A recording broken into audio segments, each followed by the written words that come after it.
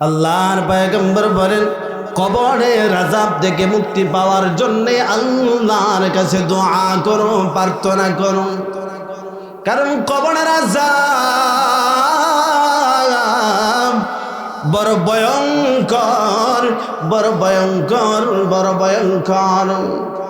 কেমন ভয়ঙ্কর? আল্লাহর পয়গম্বর বলেন কবরটা যখন তোমাকে চাপ দিবে, ডান পাজরের হাড় বাম পাজরের হাড়ের ভিতরে ঢুকে যাবে। আবার যখন বাম দিকে চাপ দিবে, বাম পাজরের হাড় ডান পাজরের ভিতরে ঢুকে যাবে। আল্লাহর পয়গম্বর বলেন সাহাবীরা শোনো শোনো,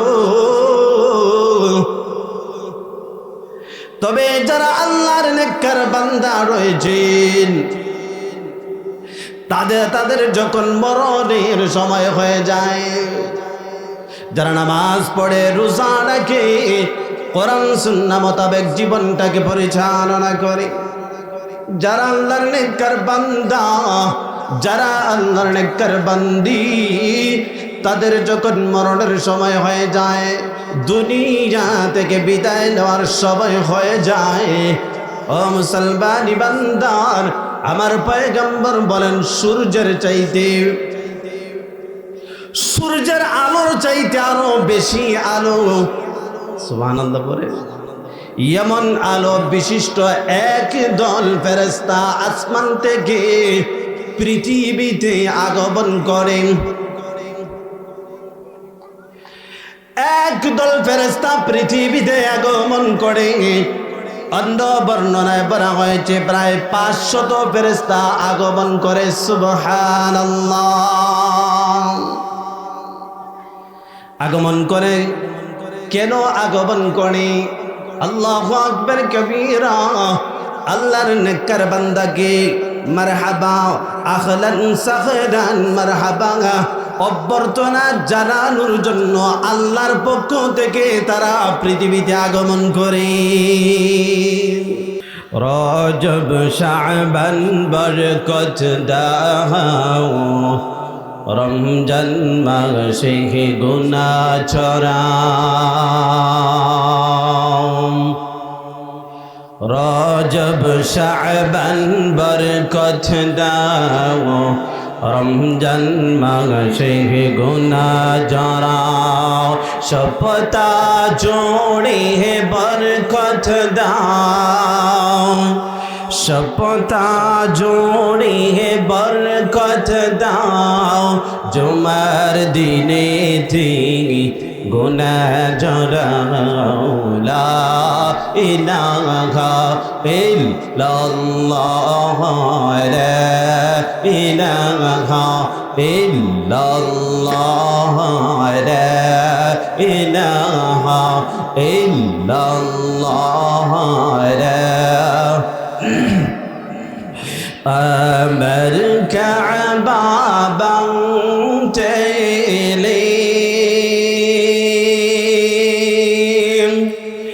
আমার কাবা বাংটেলে, পাঠাও আবাবিন দাও খোদা দাও আমায়া বারে উমর দাজ দিন। দাও খোদা দাও আমায়া বারে উমর দাজ দিন। লা ইলাহা ইল্লাল্লাহ, জোরে লা ইলাহা লা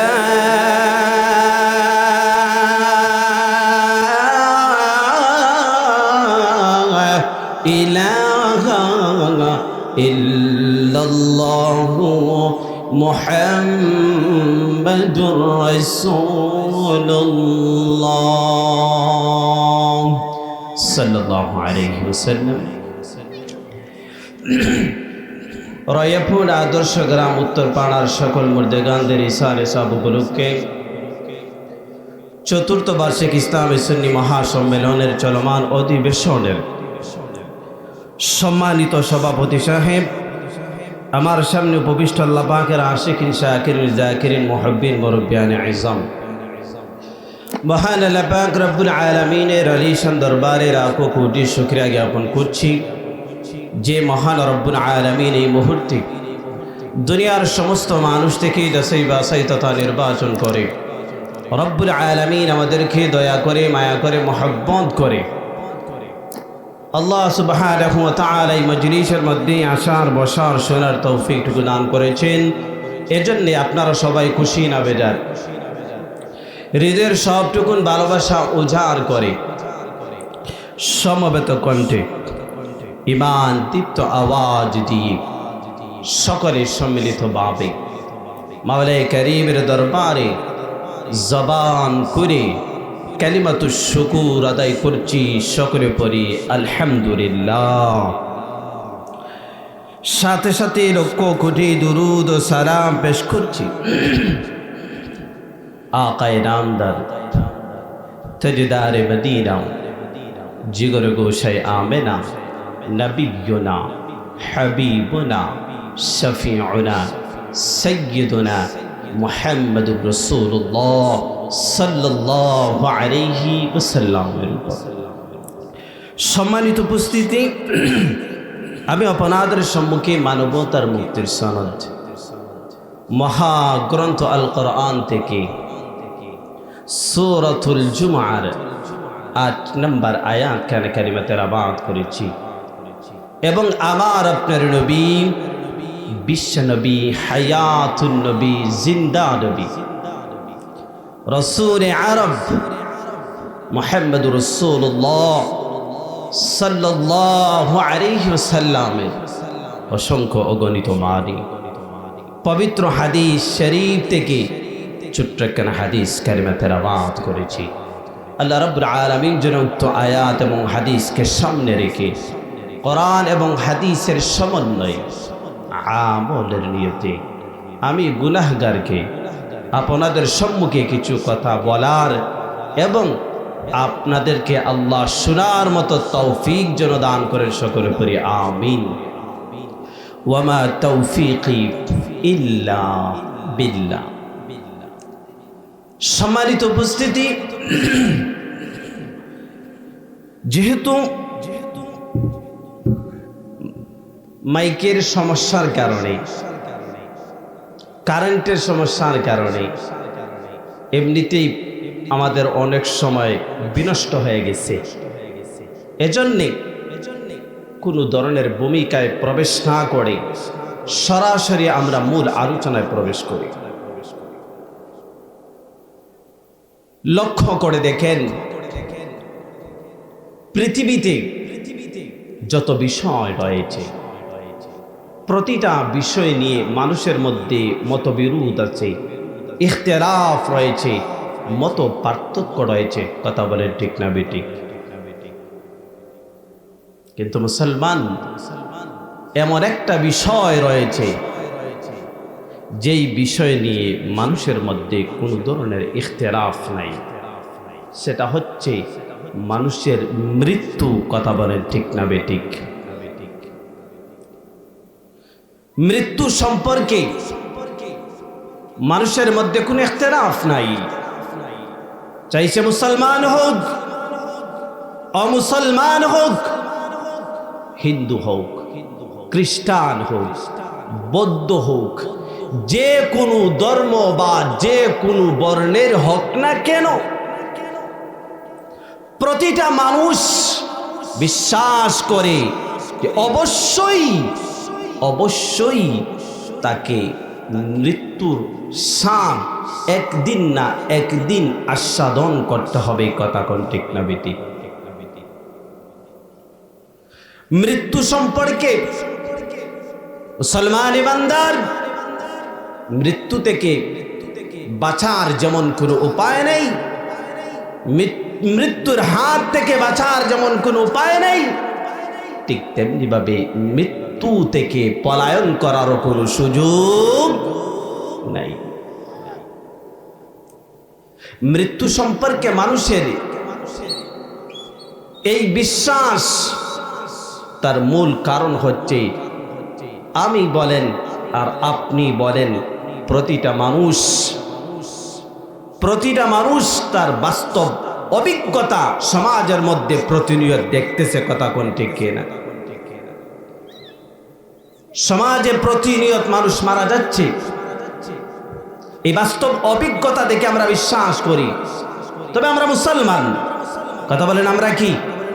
আওয়াজ দিয়ে বলেন, আর একটু জোরে সুরে বলেন। আমরা মুসলমান। মুসলমানের বিশ্বাস, মুসলমান মৃত্যু সম্পর্কে তার বিশ্বাস আরো বেশি মজবুত। বলে কেন? তার কারণ হচ্ছে আমরা বাস্তব অভিজ্ঞতা দেখে যেমন বিশ্বাস করি, আমাদের বিশ্বাসটাকে আর মজবুত করে দিয়েছে আল্লাহর কোরআন এবং রাসূলের সুন্নাহ। কথা বলেন ঠিক না বেঠিক? আল্লাহ তাআলা পবিত্র কোরআনুল কারীমে স্পষ্ট ভাষায় বলে দিয়েছেন। কি বলেছেন? মৃত্যু সম্পর্কে স্পষ্ট মেসেজ আল্লাহ তাআলা গোটা পৃথিবীর সমস্ত জিন, ইনসান, মানব সম্প্রদায়কে আল্লাহ তাআলা দিয়েছেন। আল্লাহ তাআলা বলেন, কুল্লু নাফসিন যায়িকাতুল মাউত।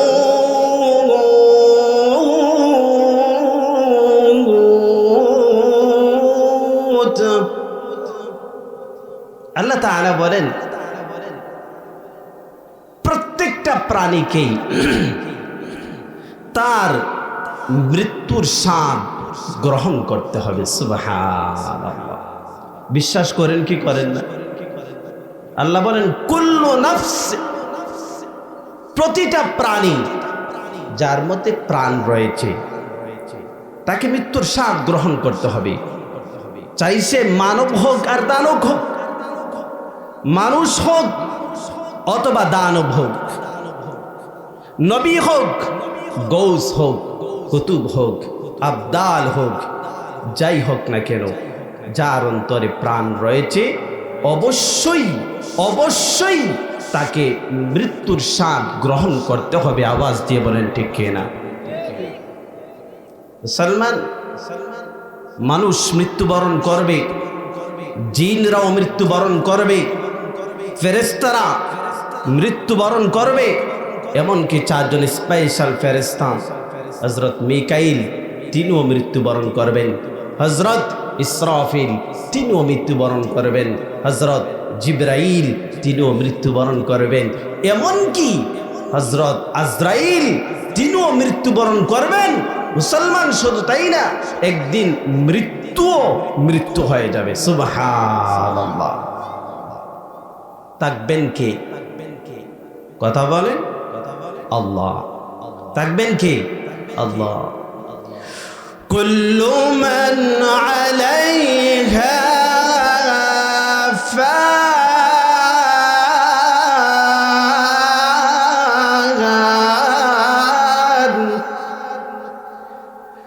ওয়া ইয়াবকা ওয়াজহু রাব্বিকা যুল জালালি ওয়াল ইকরাম।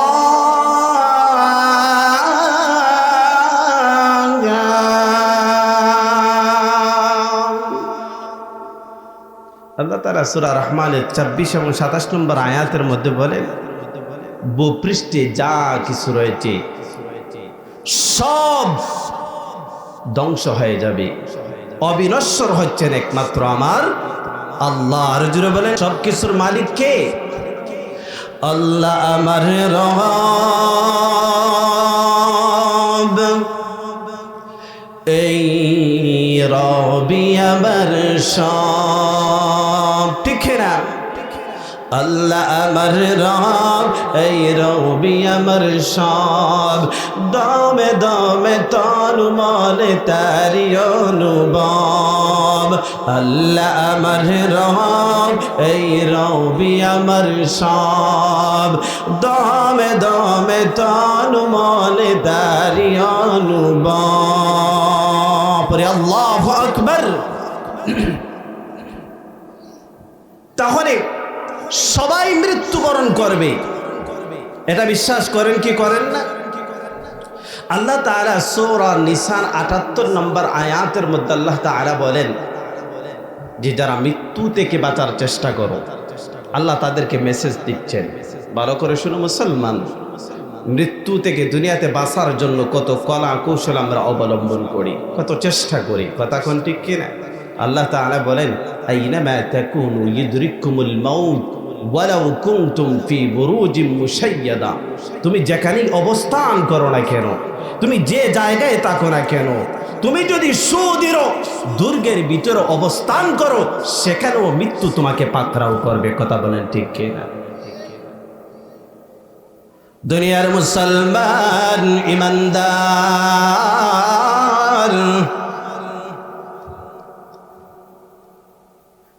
তুমি যতই চেষ্টা করো মৃত্যু থেকে পলায়ন করার, আল্লাহর কসম, আল্লাহর কসম, মৃত্যু থেকে পালাবার কোনো সুযোগ নাই। ও দুনিয়ার মুসলমান ইমানদার, মৃত্যু থেকে পলায়ন করার সুযোগ নাই। আল্লাহ তাআলা পবিত্র কুরআনুল কারীমের সূরাতুল জুমুআর ৮ নম্বর আয়াতের মধ্যে কি বলেন শোনেন। ওরে দুনিয়ার মুমিন, তুমি মৃত্যু থেকে পালানোর চেষ্টা করো না, না, মৃত্যু থেকে পালানোর কোনো সুযোগ নাই। আল্লাহ তাআলা বলেন قل إن الموت الذين تفرون من قل وقنبجي আপনি বলে দেন ইন্নাল মাউতাল্লাযীনা তাফিরুনা মিন, যারা মৃত্যু থেকে পলায়ন করার চেষ্টা করো, না না, ও দুনিয়ার মুসলমান, ভালো করে শুনে নাও, ভালো করে শুনে নাও, যারা মৃত্যু থেকে পলায়ন করার চেষ্টা করো, যতই চেষ্টা করো সফল হওয়া কঠিন কালে সম্ভব নয়, কথা কোন ঠিক কিনা? সম্ভব? আর জোরে বলেন সম্ভব। আল্লাহ তাআলা বলেন ফাইন্নাহু মুলাকিকুম, তুমি যতই চেষ্টা করো মৃত্যু তোমার মুখোমুখি হবে। সুবহানাল্লাহ। সুম্মা তুরাদ্দুনা ইলা আলিমিল গায়বি ওয়াশ শাহাদা, দৃশ্য ও দৃশ্যের মালিক আল্লাহর নিকট অবশ্যই অবশ্যই তোমাকে উপস্থিত হতে হবে। ফায়ুনাব্বিউকুম বিমা কুনতুম তা'মালুন। অতঃপর আল্লাহ তাআলা দুনিয়াতে তুমি যেই কাজকর্ম করেছো সব কিছু আল্লাহ তাআলা তোমাকে জানিয়ে দিবেন, কথা কোন ঠিক কিনা? দুনিয়ার মুসলমান ইমানদার, কোরআনের একটা নয়, দুইটা নয়, তিনটা নয়, 4টা আয়াত থেকে দলিল দিয়েছি মৃত্যু থেকে বাঁচার কোনো সুযোগ নাই। অবশ্যই অবশ্যই প্রতিটা প্রাণীকে মৃত্যুর স্বাদ আস্বাদন করতে হবে, কথা বলেন ঠিক কিনা? ও দুনিয়ার মুসলমান ইমানদার, ভালো করে শুনে নাও, কিন্তু যারা নেককার আর যারা বদকার, যারা দুনিয়ার জমিনে নেক আমল করেছে আর যারা নেক আমল করে নাই, মুসলমান, তাদের মরণের চিত্র কখনো এক হতে পারে, কথা কোন এক হতে পারে না। আল্লাহ তাআলা গোটা পৃথিবীর সমস্ত মানুষদেরকে জানিয়ে দেন আম হাসিবাল্লাযীনা ইজতারাহুস সাইয়্যাত আন নাজআলাহুম কাল্লাযীনা আমানু ওয়া আমিলুস সালিহাত সাওয়াআম মাহইয়াহুম ওয়া মামাতুহুম সাআ মা ইয়াহকুমুন।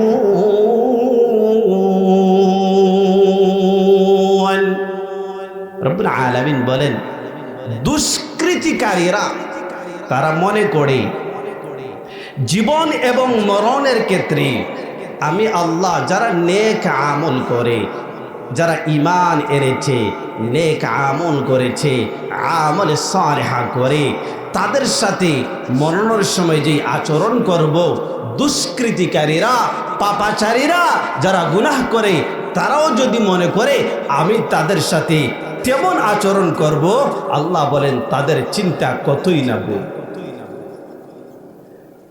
মুসলমান ইমানদার, নবীর একজন সাহাবী, তার নাম হচ্ছে বারা ইবনে আজিব রাদিয়াল্লাহু তাআলা আনহু। তিনি বর্ণনা করেন আল্লাহর নবীর একজন সাহাবী, আনসারী সাহাবী মৃত্যুবরণ করেছেন। আল্লাহ নবী তার দাফন কাফন সম্পন্ন করার জন্য সাহাবায়ে কেরামদেরকে সাথে নিয়ে রওনা হয়েছেন। ভালো করে বুঝেন, যারা নেককার আর যারা বদকার মৃত্যুর সময় আল্লাহ তাদের সাথে কেমন আচরণ করবেন। আল্লাহর পয়গম্বর সাহাবায়ে কেরামদেরকে সাথে নিয়ে আনসারী সাহাবীর দাফন কাফন সম্পন্ন করার জন্য কবরের দিকে রওনা হয়েছেন। ও দুনিয়ার মুসলমান, আল্লাহর পয়গম্বর গিয়ে লক্ষ্য করে দেখেন এখনো কবরের কাজ সম্পন্ন হয় নাই। রাহমাতুল লিল আলামিন কবরের পাশের মধ্যে বসে রইলেন। সাহাবায়ে কেরাম বলে, ওরে দুনিয়ার মানুষ, আমরাও সাহাবায়ে কেরাম নীরব নিস্তব্ধে কবরের চতুর্পাশে বসে রইলাম। কেমন নীরব, কান্না আলা রুউসিনা আত-তায়র, যেন আমাদের মাথার উপরে পাখি দাঁড়িয়ে রয়েছে। আল্লাহু আকবার। এমন নীরব নিস্তব্ধ হয়ে বসে রয়েছি, লক্ষ্য করে দেখি আল্লাহর পয়গম্বরের হাতের মধ্যে একটা কাঠের টুকরা রয়েছে। আল্লাহর পয়গম্বর গভীর চিন্তায় মগ্ন হয়ে গেছেন। চেহারার মধ্যে তাকিয়ে দেখি গভীর চিন্তা করতেছেন। কি চিন্তা করতেছেন? আমার পয়গম্বর লাঠি দ্বারা মাটির মধ্যে দাগ দিতেছেন। মানুষ যখন গভীর চিন্তা বিবর হয়, হাতের মধ্যে যদি কোনো কিছু তাকে দেখবেন ওইটা দিয়ে মাটির মধ্যে একটু কুড়াকুড়ি করে। কথা বলেন ঠিক কি না? যারা বিচার দেখছেন, সমাজে যারা বিচার পরিচালনা করেন, যারা অপরাধী থাকে তাদের দিকে একটু লক্ষ্য করে দেখেন, যে সে চিন্তার মধ্যে পড়ে যায় তখন মাটির মধ্যে হাতের মধ্যে যদি একটা লাঠি থাকে অথবা যে কোনো একটা জিনিস থাকে ওইটা দ্বারা মাটির মধ্যে কি করে একটু দাগ দেয় অথবা মাটি করে। দুনিয়ার মুসলমান ইমানদার, আল্লাহর পয়গম্বর মাটি করতেছেন। হঠাৎ করে আল্লাহর পয়গম্বর মাথা মুবারকটা তুললেন। মাথা মুবারক তোলার পরে সাহাবায়ে কেরামদেরকে লক্ষ্য করে বলেন, হে আমার সাহাবীরা শোনো, আমার সাহাবীরা রে, ভালো করে শুনে নাও। তোমরা আল্লাহ তাআলার কাছে কবরের আযাব থেকে মুক্তি পাওয়ার জন্য প্রার্থনা করো।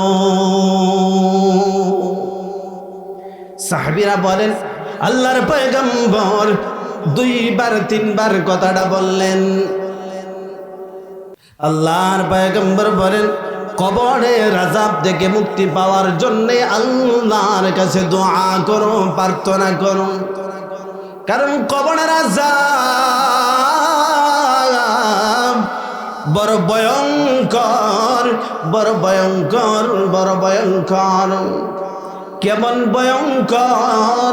আল্লাহর পয়গম্বর বলেন, কবরটা যখন তোমাকে চাপ দিবে, ডান পাজরের হাড় বাম পাজরের হাড়ের ভিতরে ঢুকে যাবে। আবার যখন বাম দিকে চাপ দিবে, বাম পাজরের হাড় ডান পাজরের ভিতরে ঢুকে যাবে। আল্লাহর পয়গম্বর বলেন, সাহাবীরা শোনো শোনো, তবে যারা আল্লাহর নেককার বান্দা রয়েছেন, তাদের যখন মরণের সময় হয়ে যায়, যারা নামাজ পড়ে, রোজা রাখে, কোরআন সুন্নাহ মোতাবেক জীবনটাকে পরিচালনা করে, যারা আল্লাহর নেককার বান্দা, যারা আল্লাহর নেককার বান্দি, তাদের যখন মরণের সময় হয়ে যায়, দুনিয়া থেকে বিদায় নেওয়ার সময় হয়ে যায়, ও মুসলমানি বান্দার, আমার পয়গম্বর বলেন, সূর্যের চাইতে, সূর্যের আলোর চাইতে আরো বেশি আলো, সুবহানাল্লাহ পড়ে, এমন আলো বিশিষ্ট এক দল ফেরেশতা আসমান থেকে পৃথিবীতে আগমন করেন। একদল ফেরেশতা পৃথিবীতে আগমন করে। অন্য বর্ণনায় বলা হয়েছে প্রায় 500 ফেরেশতা আগমন করে। সুবহানাল্লাহ। আগমন করে কেন আগমন করে? আল্লাহু আকবার কবীরা। আল্লাহর নেককার বান্দাকে মারহাবা, আহলান সাহলান মারহাবা অভ্যর্থনা জানানোর জন্য আল্লাহর পক্ষ থেকে তারা পৃথিবীতে আগমন করে। আল্লাহর নবী বলেন, ওই মুমূর্ষু ব্যক্তি তার চোখ দ্বারা যত দূর পর্যন্ত দেখবে, তত দূর পর্যন্ত ফেরেশতারা উভয় দেখে সুশৃঙ্খলভাবে সারিবদ্ধভাবে বয়ে আল্লাহর ওই নেককার বান্দাকে শুভেচ্ছা জানাবে। সুবহানাল্লাহ বলবেন না? বুঝেননি আমার কথা আপনারা? মুসলমান ইমানদার,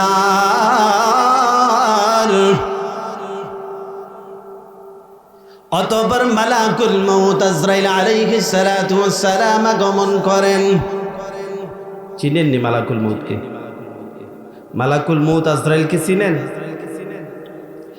মালাকুল মউত আজরাইল আলাইহিস সালাতু ওয়াস সালাম আগমন করেন, আল্লাহর ওই নেককার বান্দার মাথার সামনে বসে পড়েন। সুবহানাল্লাহি ওয়া বিহামদিহি সুবহানাল্লাহিল আযীম। মালাকুল মউত আজরাইল বসে আল্লাহর ওই নেককার বান্দার রূহকে কত সুন্দর করে ডাকে। মালাকুল মউত বলে, ইয়া আইয়াতুহান নাফসুত তাইয়্যিবা। সুবহানাল্লাহ। মালাকুল মউত আজরাইল ডাক দিয়ে বলে, হে পবিত্র আত্মা। সুবহানাল্লাহ পড়েন। ওই মুমূর্ষু ব্যক্তির যার জান কবজ করার জন্য আসছে নেককার বান্দার, তার আত্মাকে কত চমৎকার ভাষা বলতেছে, ইয়া আইয়াতুহান নাফসুত তাইয়্যিবা, হে পবিত্র আত্মা, উখরুজ উখরুজি, তুমি বের হও, ইলা মাগফিরাতিম মিনাল্লাহি ওয়া রিদওয়ান। আল্লাহ তাআলার মাগফিরাত ও সন্তুষ্টির দিকে তুমি বের হয়ে আসো। সুবহানাল্লাহ। এটা তো হাদিসের কথা। আল্লাহ তাআলা কোরআনের মধ্যে আরো সুন্দর ভাষায় তুলে ধরেছেন সূরাতুল বুরুজের শেষের দিকে। আল্লাহ তাআলা বলেন, ইয়া আইয়াতুহান নাফসুল মুতমাইন্নাহ ইরজিই ইলা রাব্বিকি রাদিয়াতাম মারদিয়াহ فادخلي في عبادي وادخلي جنتي আল্লাহ তাআলা বলেন ইয়া আইয়াতুহান নাফসুল মুতমাইন্না হে প্রশান্ত আত্মা ইরজিই তুমি প্রত্যাবর্তন করো ইলা রাব্বিকি তোমার রবের দিকে সুবহানাল্লাহ পড়েন রাদিয়াতাম মারদিয়া সন্তুষ্ট এবং সন্তোষভাজন চিত্তে জুড়ে বলেন না সুবহানাল্লাহ মালাকুল মউত আল্লাহর নেককার বান্দার সামনে এই প্রশান্তির বাণী শোনাচ্ছে সুবহানাল্লাহ বলেন না শুধু তাই না মুসলমান ইমানদার রব্বুল আলামিন বলেন ফাদখুলি ফি ইবাদি হে আমার নেককার বান্দা অতঃপর আমার বান্দাদের অন্তর্ভুক্ত হয়ে যাও ওয়াদখুলি জান্নাতি এবং আমার জান্নাতের ভিতরে প্রবেশ করে না মালাকুল মউত আজরাইল আলাইহিস সালাতু ওয়াস সালাম যখন তার সামনে এই বাণীগুলো শোনায় হাদিসের মধ্যে বলা হয় তখন নেককার বান্দার রূহটা বের হওয়ার জন্য এমন ভাবে বের হয়ে যায় জগ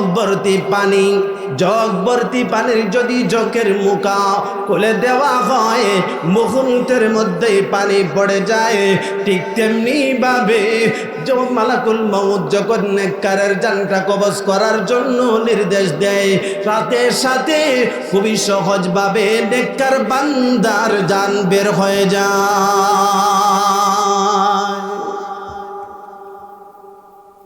মুসলমান বান্দার শুধু তাই না নেককার বান্দার রূহটা নেওয়ার জন্য জান্নাত থেকে কাফন নিয়ে আসা হয় সুবহানাল্লাহ বলে কোত্থেকে নিয়ে আসা হয় জান্নাত থেকে রূহটা বের করার পর জান্নাতি কাপড় দ্বারা রূহটাকে বেষ্টন করে নেওয়া হয় আল্লাহু আকবার কাবীরা ও দুনিয়ার মুসলমান বান্দার মালাকুল মউত আজরাইল আলাইহিস সালাতু ওয়াস সালাম রূহটাকে নিয়ে এবার আরশের দিকে আসমানের দিকে রওনা হয়ে যান মালাকুল মউত আজরাইল আলাইহিস সালাতু ওয়াস সালাম যখন রূহটাকে নিয়ে আসমানের দিকে রওনা হয়ে যায় আমার আল্লাহ ওই রূহটাকে স্বাগতম জানানোর জন্য রব্বুল আলামিন আর একজন নয় গো দুইজন নয় আরো ৭০,০০০ ফেরেশতাকে প্রেরণ করা হয় আর ৭০,০০০ ফেরেশতা আহলান সাহলান মারহাবাম আল্লাহ সুবহানাহু ওয়া তাআলা বলেন হে দুনিয়ার মুসলমান ভালো করে শুনে নাও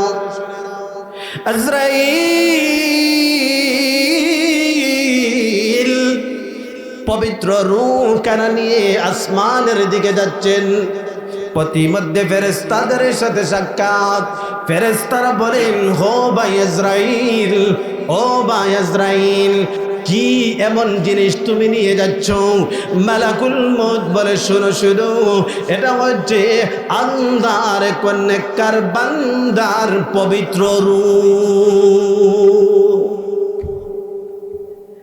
ফেরেশতারা বলে আল্লাহু আকবার কাবীরা ও ভাই আজরাইল আল্লাহর কসম আর কখনো দুনিয়াতে এমন সুঘ্রাণ আমরা কখনো পাই নাই এই পবিত্র রূহ থেকে যেই চমৎকার সুগন্ধি বের হচ্ছে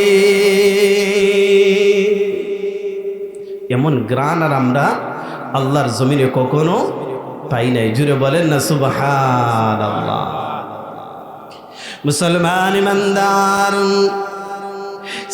ফেরেশতারা বলেন তার পরিচয়টা কি একটু বলো আজরাইল বলেন ফুলান ইবনে ফুলান তিনি হচ্ছেন অমুকের পুত্র অমুক সুবহানাল্লাহ বলে আপনার বাপের নাম সহ জিবরাইল মালাকুল মউত আজরাইল বলে দিবেন। জুড়ে বলেন না সুবহানাল্লাহ। শুধু তাই না, মালাকুল মউত আজরাইল নেককার বান্দার রূহটাকে নিয়ে যখন প্রথম আসমানে অবতরণ করেন, প্রথম আসমানে অবতরণ করার সাথে সাথে আসমানের দরজা খুলে দেওয়া হয়েছে। সুবহানাল্লাহ বলেন। প্রথম আসমান অবতরণ করার পরে জিবরাইল এবার দ্বিতীয় আসমান অবতরণ করলেন, তৃতীয় আসমান অবতরণ করলেন। অবশেষে যখন সপ্তম আসমানে গিয়ে পৌঁছলেন, সপ্তম আসমানে পৌঁছার পরে মুসলমান বান্দার একটা অদৃশ্য আওয়াজ ভেসে আসলো। কি আওয়াজ? একটি অদৃশ্য আওয়াজ ভেসে আসলো। কি আওয়াজ? দুনিয়ার মুসলমান বান্দার হাদিসের মধ্যে আল্লাহর পয়গম্বর বলেন, যখন নেককার বান্দার রূহটাকে সপ্তম আসমানে নিয়ে যাওয়া হলো, রব্বুল আলামিন ঘোষণা দিলেন, হে মালাকুল মউত আজরাইল, হে মালাকুল মউত আজরাইল, ভালো করে শুনে নাও, আমার এই নেককার বান্দা দুনিয়াতে সে নেককার ছিল, পরহেজগার ছিল, আল্লাহ ওয়ালা ছিল, নামাজি ছিল, দিনদার ছিল, কোরআন ওয়ালা ছিল। সুবহানাল্লাহ বলেন। আমি আল্লাহ, আমি রব্বুল আলামিন আমার এই নেককার বান্দার উপর আমি সন্তুষ্ট। যাও যাও, আমার এই নেককার বান্দার রূহটাকে তুমি ইল্লিয়িনের মধ্যে রেখে দাও। মুসলমান ইমানদার, ইল্লিয়িন কি জিনিস? ইল্লিয়িন হচ্ছে এমন একটা বিশেষ জায়গা যা আরশের নিচে আল্লাহ তাআলা তার নেককার বান্দা বান্দীদের রূহ এবং আমল সেইখানে জমা করে রাখেন। আরো জোরে বলেন না সুবহানাল্লাহ। আল্লাহ বলেন, আমার এই নেককার বান্দার রূহটাকে তুমি ইল্লিয়িনের মধ্যে রেখে দাও। সুবহানাল্লাহ বলেন। কারণ আমি আল্লাহ তাকে আবার তার রূহটাকে কবরের মধ্যে দিব, এরপরে কিয়ামত সংগঠিত হবে, এরপরে আমি আল্লাহ তাকে জান্নাত দান করব। সুবহানাল্লাহ বলেন। মুসলমান ইমানদার, তার রূহটাকে ইল্লিয়িনের মধ্যে রেখে দেওয়া হলো। ও দুনিয়ার মুসলমান, অতঃপর সে যখন কবরে যখন তার লাশটাকে রাখা হয় কি হয় না, কবরের মধ্যে যখন তার লাশ রাখা হয়, সাথে সাথে কবরের মধ্যে মুনকার নাকির আগমন করে। ঠিক না বেটি? মুনকার নাকির আগমন করে লাশটাকে সে ধাক্কা দিয়ে বলে, বসে পড়ো। আল্লাহর বান্দা বসে পড়ে। মুসলমান বান্দার সাথে সাথে মুনকার নাকির প্রশ্ন শুরু করে দেয়। কি প্রশ্ন শুরু করে দেয়? হাদিসের মধ্যে আল্লাহর পয়গম্বর বলেন, তিনটা প্রশ্ন করা হয়। কথা বলেন কয়টা? আরো জোরে, আরো জোরে। তিনটা প্রশ্ন করা হয়। এক নাম্বার, মার রাব্বুকা, তোমার রব কে? জোরে বলেন। মার রাব্বুকা, তোমার রব কে? আল্লাহর ওই বান্দা জবাব দেয়, ফায়াকুলু, সে বলে, আমার রব হচ্ছেন আল্লাহ। দ্বিতীয় প্রশ্ন করেন, ওয়ামা দীনুকা, তোমার ধর্ম কি? সে জবাব দেয়, ফায়াকুলু দীনি আল ইসলাম, আমার ধর্ম হচ্ছে ইসলাম। তিন নম্বর প্রশ্ন করা হয়, ও দুনিয়ার মুসলমান, ভালো করে শুনে নাও, ওমান নবিয়ুকা, হে আল্লাহর বান্দা জবাব দাও, তোমার নবীকে? নেককার বান্দা জবাব দিবে, আমার নবী হচ্ছেন মুহাম্মাদুর রাসূলুল্লাহ সাল্লাল্লাহু আলাইহি ওয়াসাল্লাম। পড়ি সুবহানাল্লাহ। আমার নবীকে হযরত মুহাম্মদ রাসূলুল্লাহ সাল্লাল্লাহু আলাইহি ওয়াসাল্লাম। যখন মালাকুল মউত মুনকার নাকিরের তিনটা প্রশ্নের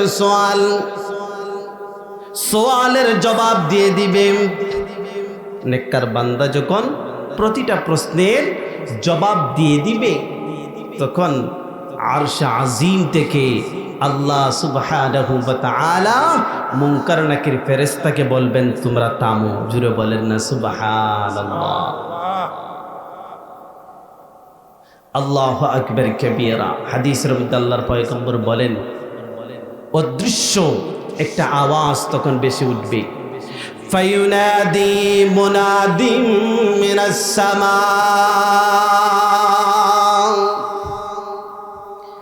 আসমান থেকে রব্বুল আলামিন মুনকার নাকির ফেরেশতাদেরকে ডাক দিবেন, বলে আমার এই বান্দা আন সাদাকা আবদি, হে মুনকার নাকির ফেরেশতা, আমার এই বান্দা যা কিছু বলেছে সত্য বলেছে। জুড়ে বলেন না সুবহানাল্লাহ। আমার এই নেককার বান্দা যা বলেছে সব সত্য বলেছে। শোনো শোনো শোনো, হে মুনকার নাকির শোনো, এই মুহূর্তে আমার বান্দাকে আর তোমরা কষ্ট দিবে না, আর কোনো প্রশ্ন করবে না। দুনিয়ার মুসলমান বান্দার অতঃপর আল্লাহর নেককার বান্দাকে কি করা হয় শোনো। মুসলমান বান্দার আমার পয়গম্বর বলেন, ফাআফরিশুহু মিনাল জান্নাহ। জোরে বলি সুবহানাল্লাহ।